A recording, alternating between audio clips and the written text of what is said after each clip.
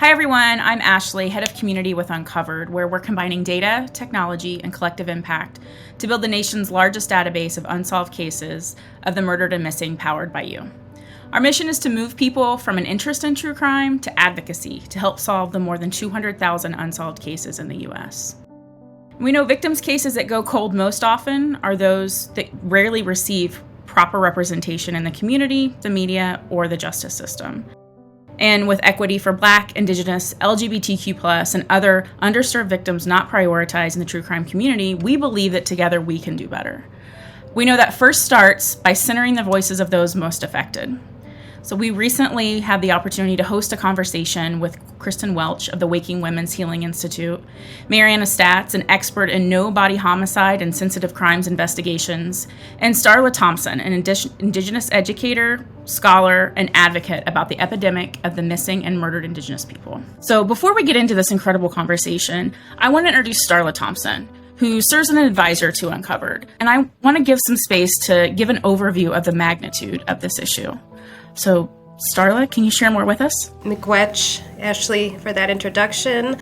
As an Indigenous woman and mother, the murdered and missing Indigenous people epidemic is important to me for many reasons. My mother and my sister both went missing for large portions of their life. And so their absences, I felt them firsthand, but it caused trauma ripples, not just in our family, but throughout the community that we're still healing from today. And so that is the story of many MMIW families, that they largely face these issues alone and are fighting the epidemic alone. And there's statistics that show this. For instance, over 80% of Native American women have experienced violence in their lifetime. More than half of Native American or Alaskan Native women have experienced sexual violence in their lifetime. Native American women face 10 times murder rates than the national average in some places and communities. 96% of all sexual violence on reservations are committed by non-natives. So we're really seeing that tribal communities are breeding grounds for predators. To add to this, the National Crime Information Center in 2016 had recorded 5,712 missing and murdered Indigenous women cases, but only 116 of those cases were logged into the Department of Justice system. 95% of those cases were not covered by the media. So when we say a name like, for instance, Laci Peterson, we all know that name very well, right? And that case was sensationalized in national media and really the world. But many of you may have never heard the name Tess White, who was a Native American woman, pregnant woman from Wisconsin, who in 2016 was kidnapped, tortured, and killed. This is part of the problem.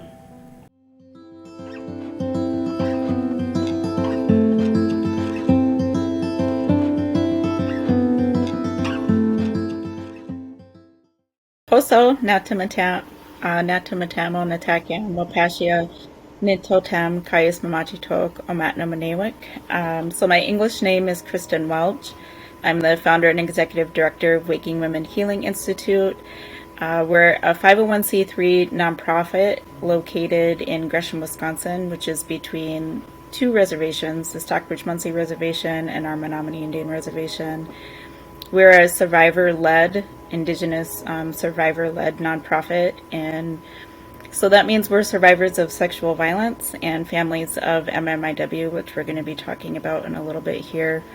But the heart of the nonprofit work is healing and advocacy and justice work for our family members to create a safe space where survivors can learn, they can feel empowered, but they have these really safe spaces for their voices to be uplifted and to heal.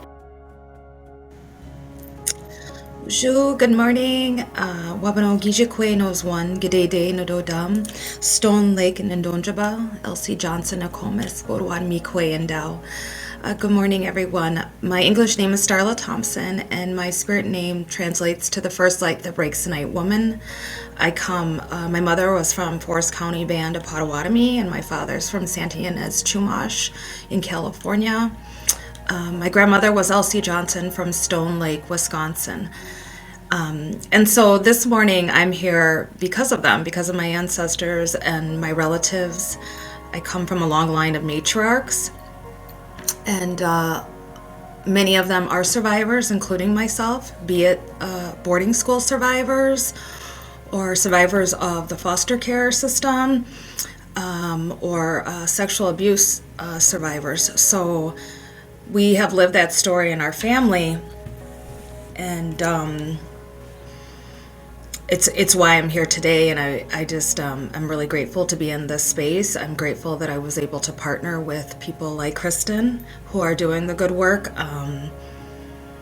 and also Uncovered, who is making space in the public arena for these voices to be heard, because that's what needs to happen. So I'm just so grateful to be here. Thank you. Gwetch. Good morning. Thank you for having me. I'm honored to be in this space with these wonderful women. My name is Marianne Statz. I'm a retired detective from the City of Madison Police Department. I was a police officer for 30 years, and the majority of my career I worked as a detective, investigating and specializing in sensitive crimes. So crimes against children, stalking, sexual assault, domestic violence, missing persons, homicides. And when I retired, I still felt a pull to help survivors. Working with survivors was always a great honor for me. It was the most fulfilling part of my career. During my career, I was able to investigate a couple of cold cases, and one was a nobody homicide, which provided me the opportunity to get some experience and expertise in nobody homicides. So as a retiree, I currently instruct a course for the National Criminal Justice Training Center on the investigation and prosecution of no-body homicides, which has a direct connection to missing persons. And so when I heard Kristin talking on NPR, the local public radio, I was pulled by my heart to reach out to her and offer my assistance. I'm an ally. What I'm passionate about is getting answers for family, because professionally I've seen the resolution that can happen. I don't like the word closure, because there is never closure. Once there has been violence, there is the wound that never heals, but you can resolve with answers and information. And so I'm passionate about helping families get information, get answers, and also building a bridge between those who investigate the cases and the families, so that the families have an understanding of why what's being done, but also helping to improve the law enforcement response. Missing persons continue to be a black hole. There's been some movement forward with it, but it truly is a black hole in the area of policing. So again, I'm honored to be with these two incredible women, and thank you for having me.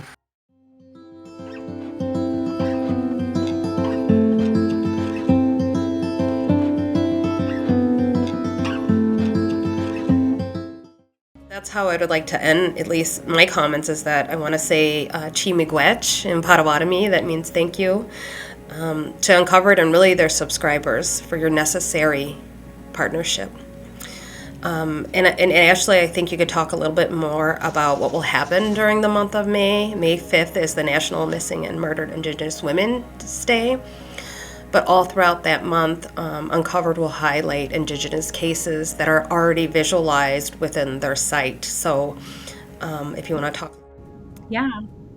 So for the month of May, we will feature not only this incredible conversation, but additional resources like Starla pointed to. So you can go directly to these communities that are providing these services, find out how you can help, how you can support with not only your time, your talent, but also your treasure to make sure that these resources are impactful and helping people. And then highlighting the cases. So in our database that I mentioned at the top, that we have cases across the country. So we visualized, pulled all the publicly available information and coupled that with ways that you can help, how you can keep them in the forefront, but how you can also reach out to law enforcement agencies if you have information, making sure that these cases just don't turn into statistics, but reminding you that these are people, these are family members who still want answers, who still need answers, who still deserve answers. And then utilize the power of collective impact to be able to crowdsource gaps in ongoing investigations that are happening too, particularly those cold cases. So like I mentioned before, cases that are at least 36 months or older. And if you are a loved one or a family member or an advocate and you want to have your case featured, there's an opportunity to do that too. You'll be able to submit directly, and we can work with you to make sure that we put all the resources that we have behind you.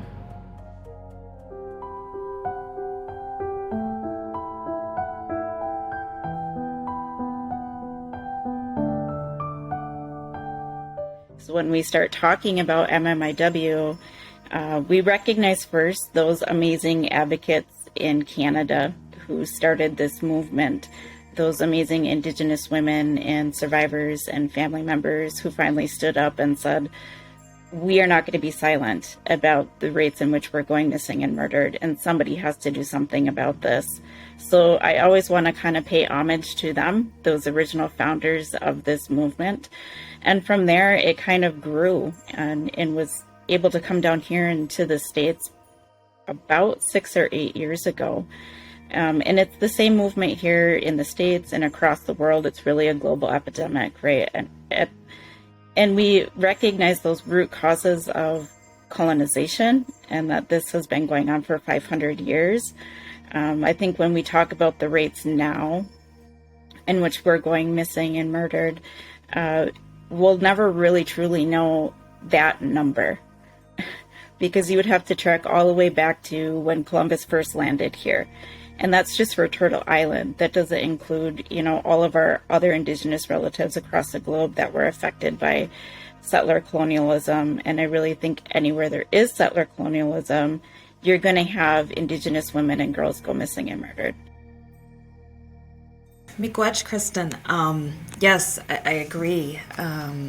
So as a educator, as a historian, that's where I believe it starts with is in the history, right? The written history. And we know that the people that write history are conquerors. When I teach about, even my children, I have 4 young boys, when I teach them, it's an undoing of what's already been done in this country. And, a lot of people are upset that we're still talking about things like Columbus and why that is relevant and how that ties into MMIW. But it starts with that act, right? That violation to the land, to its original inhabitants. And it just kept going. That was just the start in this country, as you said. And so for me, that's when the erasure of, and if that's at best, right, really seen as less than human is what took place. And so educating about the truth of what happened in our country and this country, and if you go to other countries, they know the truth. But you're absolutely right, Kristin, they don't want to share that truth. They don't want to acknowledge that. And until we do that, just like any offense that happens to someone, that's where you must start, is with the truth, reconciliation for it to move forward. And so that's where I start at the very beginning. And that was very intentional, and it was designed, and it came from Europe. And it was all about capitalism and land. And, there was a reason they were fleeing Europe. And so that's where I like to start when I partner and ally with people, because it does go way back and it's still tied. And so as a scholar, I look specifically at the story of Indigenous women. And so great cities like Chicago and Milwaukee and Racine, all along the Great Lakes, were all founded by Potawatomi women or Indigenous women. And so because we are erasing their stories, they're not a part of that history, right? And so that's, for me, that's where I start. But most definitely our relationship with the land, when we made a conscious choice to divide ourselves or separate ourselves from the land and see it as a commodity, this is where it started, right? And so what we do to the land happens to our families, happens to our women, is women are the first life givers. They are the very first teachers. I don't care who you are. A woman was your very first teacher. And so Indigenous people know this. And so that's why you're seeing people like Kristin and other people that are fighting for our environment, our natural world at the forefront. Indigenous people are the forefront of that because they carry that knowledge with them and they know it's all connected.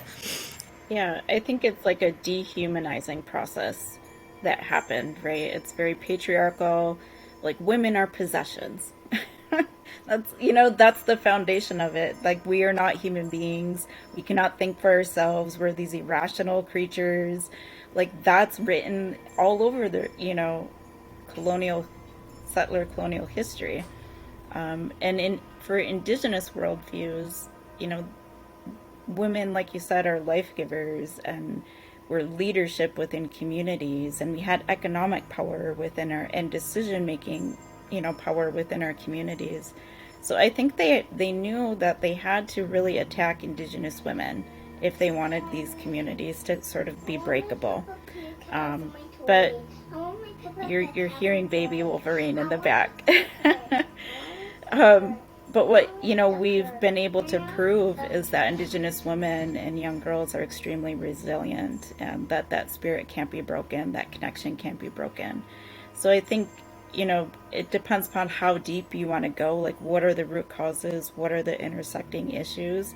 I think acknowledging the truth, Starla, like you said, is a must. Like, we have to face that sort of ugly truth, and they have to accept that. Like, we haven't really seen that. Like, we're starting to see a little bit more of the truth come out, and wonderful allies like Marianne, who understand it and who get it and want to help and use whatever power and doors they can to open up for us.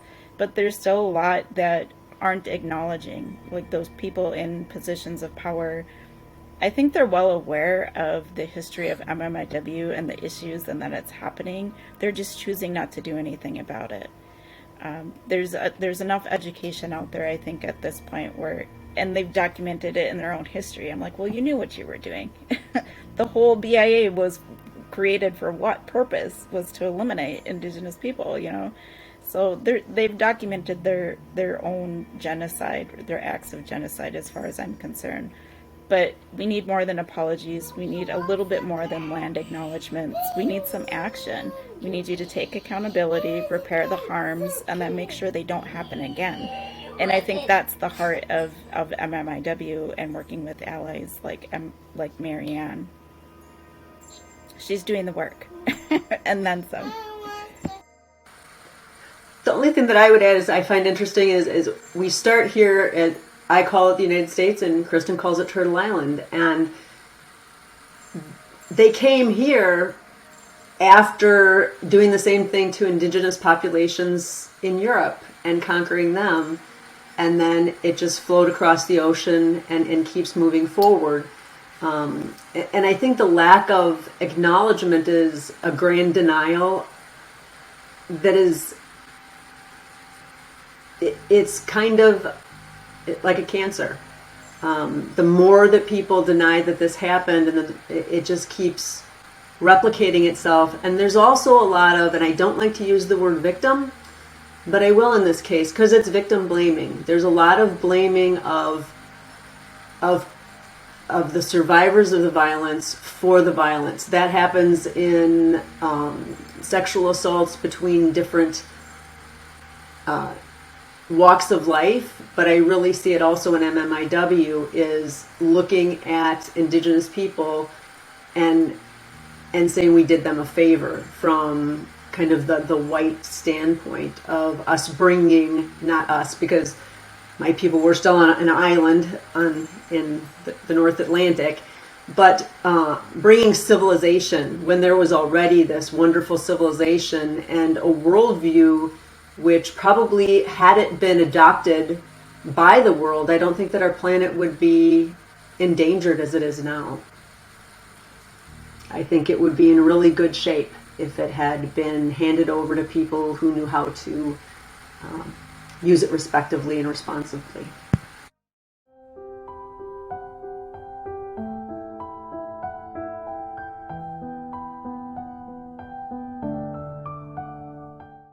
There's this huge lack of data around MMIW, whether it's the rates at which we're going missing and murdered. Nobody really knows that number.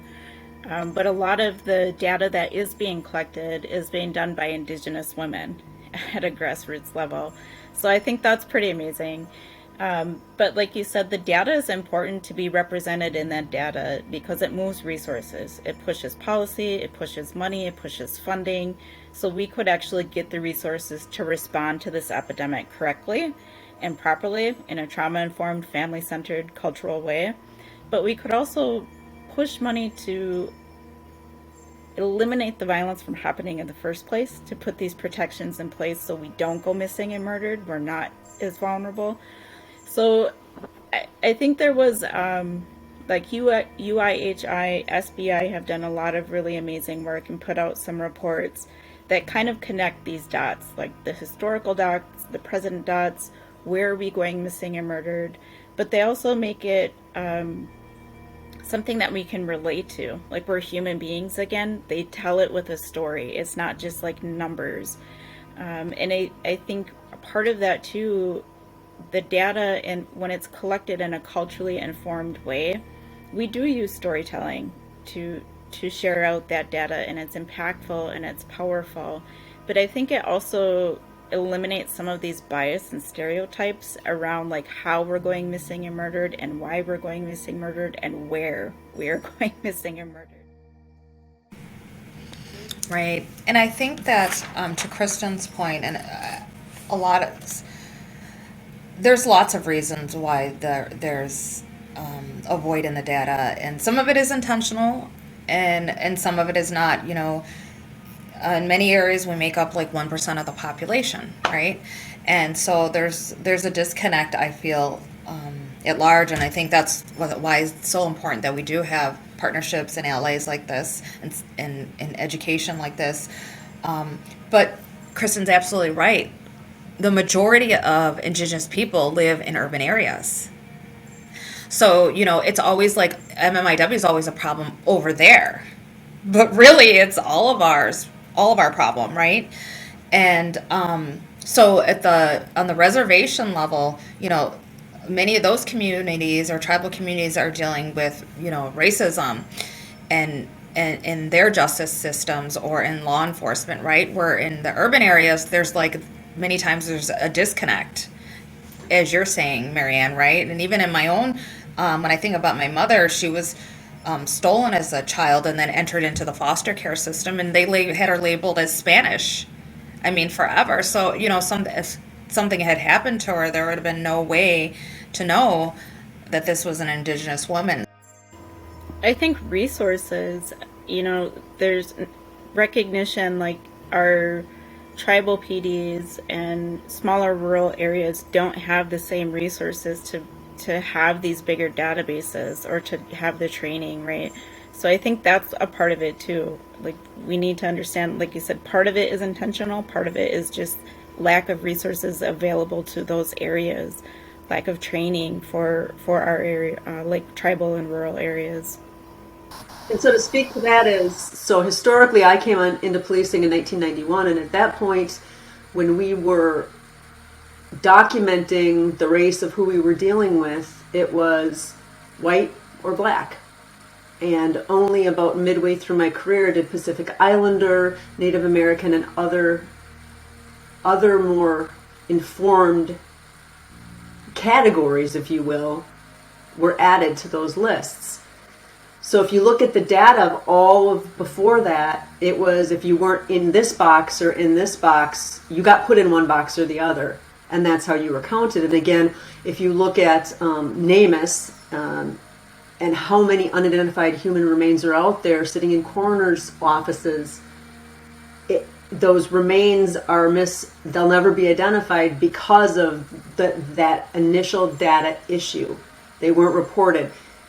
Sometimes when it comes down to bones and if forensic anthropologists get involved, then race and status of in a certain group of people because of things that were eaten by the people, things about those bones, stories that those bones tell about who they actually belong to can help. So you can identify the remains, but then trying to link it to a missing person who's listed as a white female or perhaps an African American female, those two are never going to add up.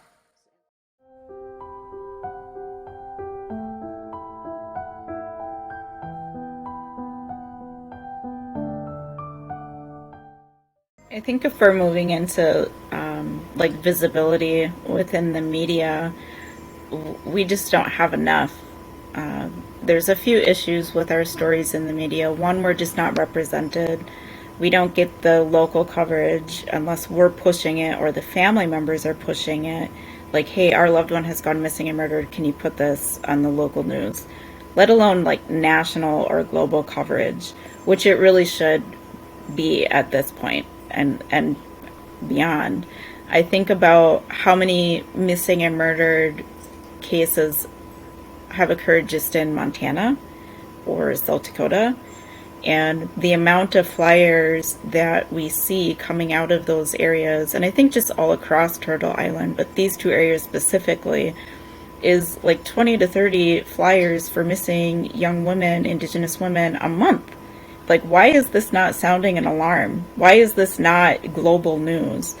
And I hate to ever compare one person's trauma and pain to another, but I think it really triggered a lot of us as advocates and survivors was the Gabby Petito case and the response that her family was given when she went missing. Immediately, it was global news. There were entire teams coming out to search for her. And that should be the response. That we're not saying that shouldn't have happened. That should absolutely be the response.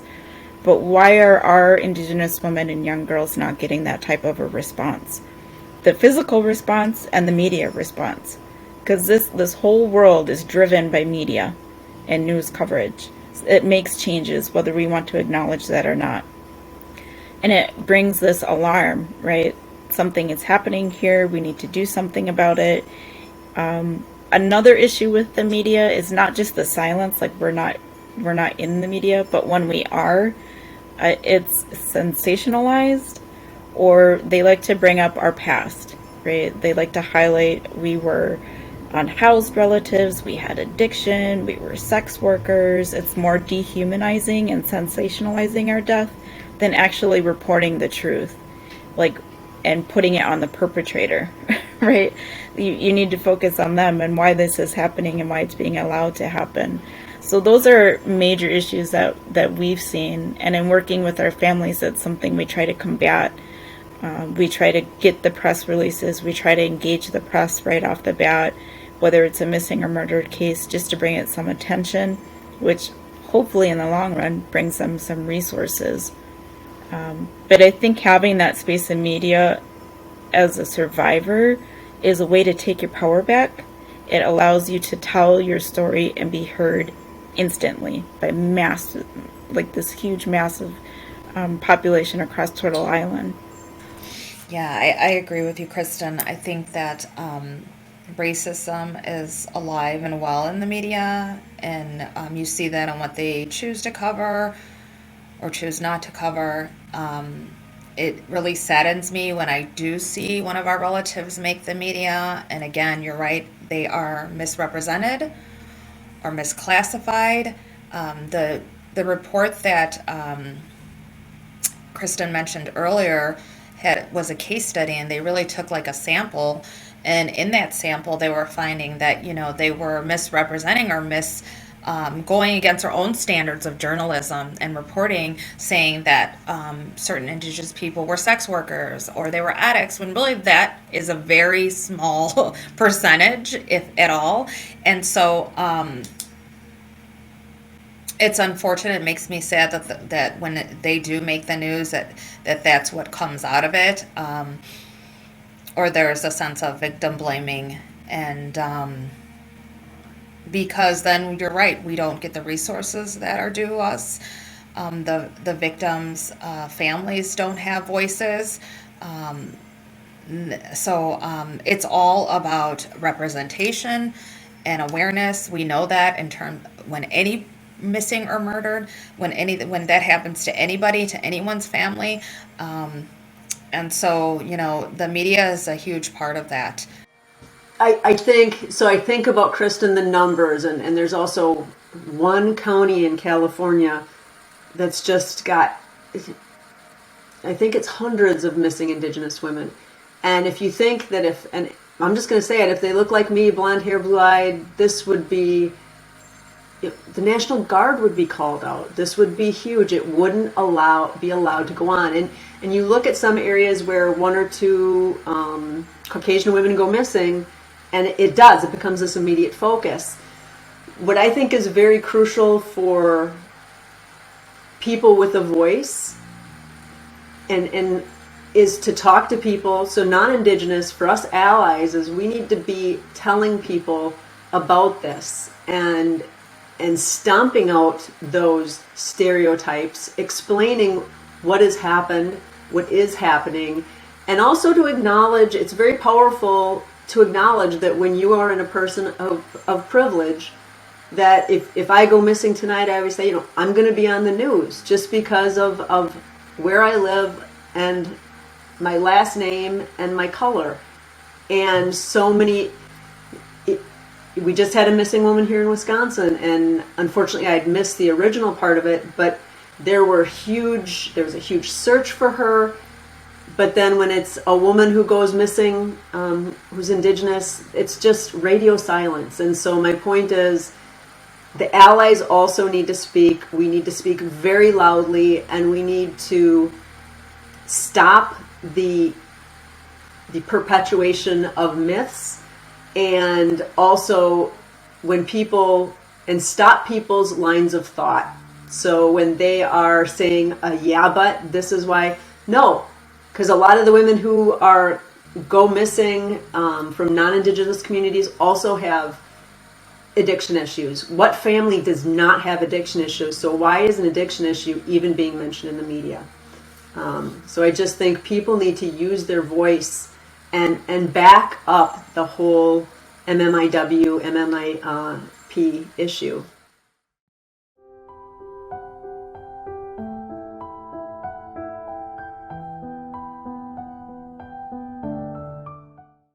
I think that's kind of segues into how do we become better advocates? What can we do within this? And I think recognizing just how much of this movement and work is on our survivors and families' backs, and trying to take some of that out of their backpack. That's something you say a lot. I want to let me carry some of that backpack for you, and recognizing that when we have somebody who's gone missing, it's the family members creating the flyers and putting it out on social media.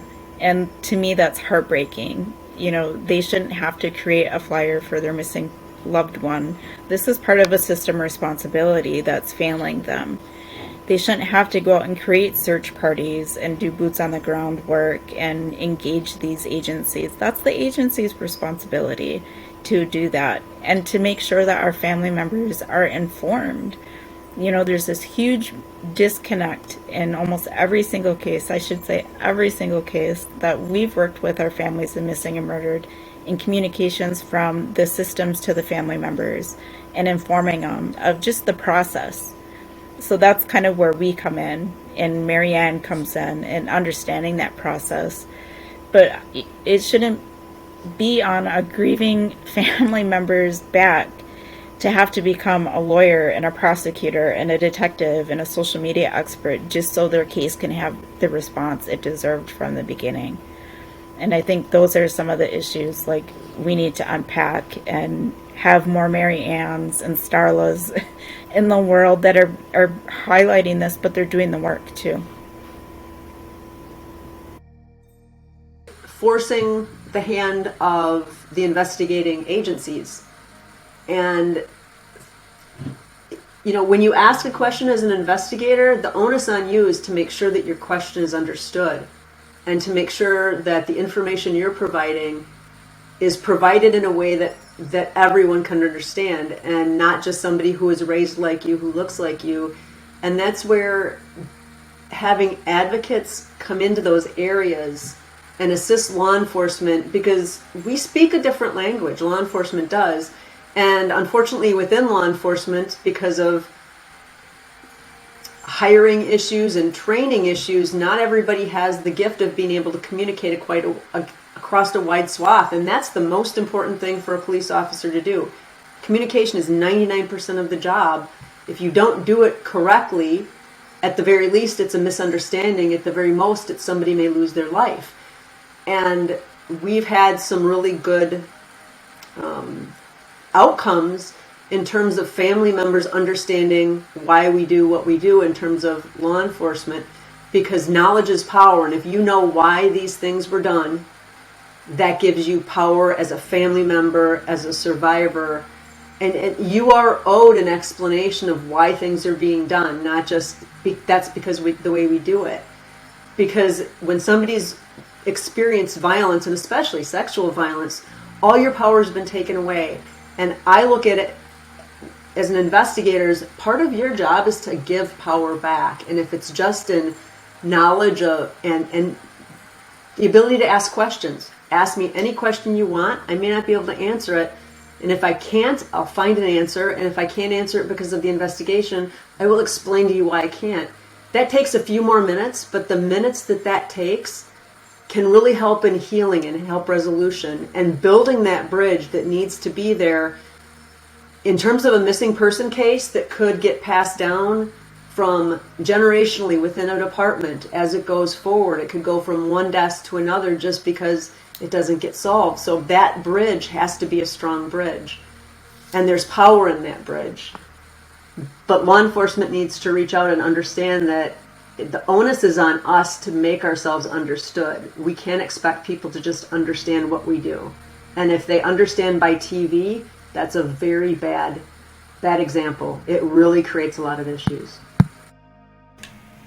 Yeah, when I was listening to Marianne, I'm thinking like, even stepping outside of that, out of law enforcement, and like, why are we not placing the same value on a life? And who is holding individuals responsible? Why are our policymakers and legislators not holding law enforcement responsible, the legal system responsible for these inequalities? And so what is it that, and so again, you're right, it's about education.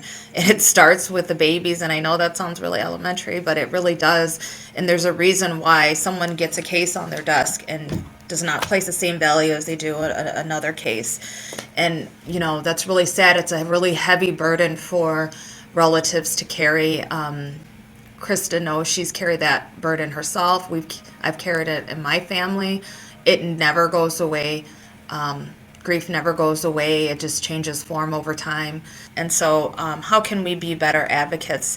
I think, one, it's willing to step into these arenas like we are today, right? And for me especially, and I've talked about this, because I know Indigenous people are at the forefront and we live it and breathe it every day and it's a part of who we are, but we need to be able to partner with non-Native organizations like Uncovered that are willing to make the space and get this information out to the public at large, because you know what, it's going to take a lot of work for the system to change, but individually, people like ourselves, we can make change now and today.